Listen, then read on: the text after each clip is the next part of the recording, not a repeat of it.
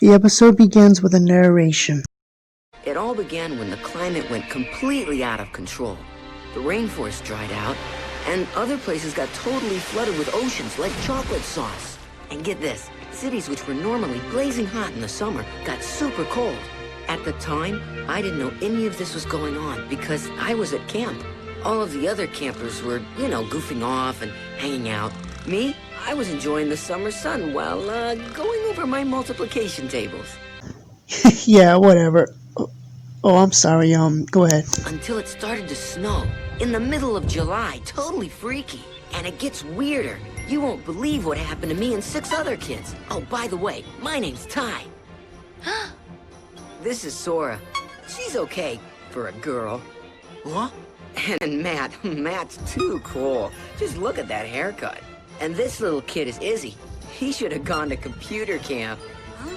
That's Mimi. I'll bet you can guess her favorite color on the first try. TK is Matt's dopey little brother.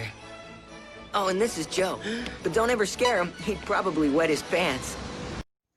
After we are introduced to Ty and the others, a blizzard came out from out of nowhere at the camp.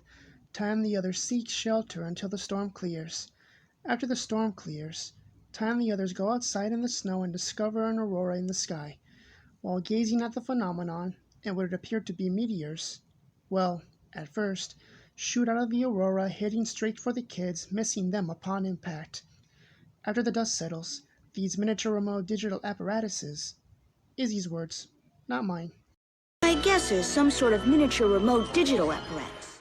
You see, began to float, and Ty and the others each grab a hold of one. After they do, a big water wall appears from out of nowhere, pulling Ty and the other kids right into another dimension. Upon arrival, Ty wakes up to a monstrous head on his chest. Ty takes this like you would expect him to. That is the last time I eat camp food.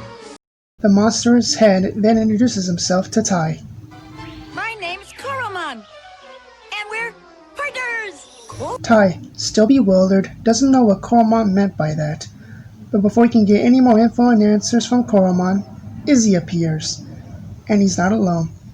A Snapchat-looking monster named Mortimon follows his partner Izzy, and both Mortimon and Koromon say to both Izzy and Ty, Nothing is common in Digiworld. That's right, Ty. You are in the Digiworld. Both Ty and Izzy don't know exactly where it is, so Ty, with Koromon not that far behind him, climbs up a tree and scouts the area with his mini telescope in hand. While scouting the area, he sees a gigantic beetle monster named Kowagamon, and attacks both Ty and Koromon in the tree. They nearly escape Kawagamon's pincers, and all 4 make a break for it. Mortimon leads them to a holographic tree so that all 4 can hide from the Kawagamon. After the coast is clear, they hear a voice. All clear. No need to hide anymore. And they do just that, and after they get out of the holographic tree, they see Sora along with her partner, Yokomon. Little by little, more of the kids and their partner Digimon begin to appear. TK and Tokumon, Matt and Sunamon, and Joe and Bukamon. Joe, still frightened, says that they are everywhere. And who are they? We're Digimon. Digital monsters. Digital monsters? Yes, Digimon. So Ty reintroduces the kids to the monsters, minus the girl with a funny pink hat. Now, her name is Mimi. Oh, whatever. And speaking of Mimi, she is heard screaming in fear in the distance, so the kids and their Digimon rush to her aid. When they spot Mimi and her partner Tanamon in the distance, they see the Kawagamon attacking them, and with all the kids and Digimon present and accounted for, they run away.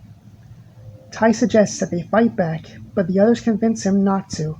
They keep running away from the Kawagamon until they reach a cliff, with nowhere to go. Koromon and the others use a special bubble attack to incapacitate the Kawagamon, but the Digimon were also hurt in the process, which causes the kids to rush to their aid.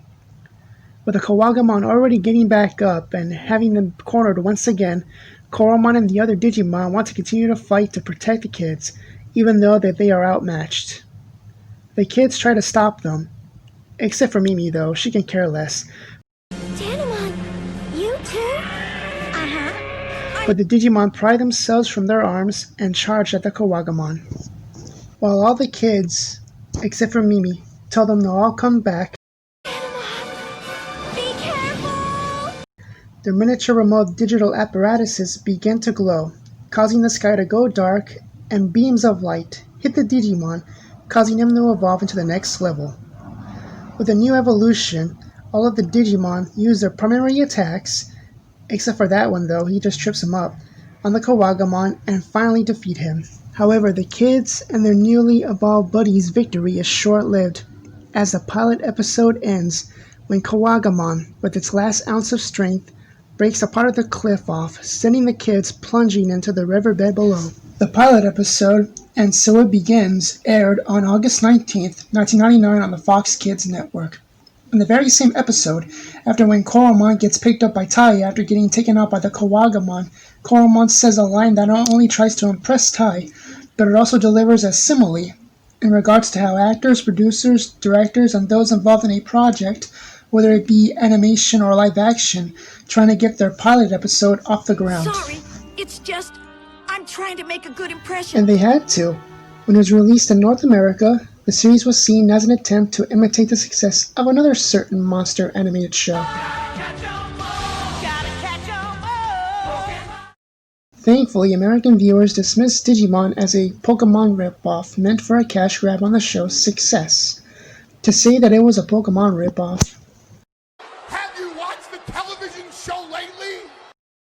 But anyways, let me give you my initial thoughts on the pilot episode. I thought the pilot episode was a pretty decent start to the show. It gave us a glimpse of the characters and their traits and what their roles are.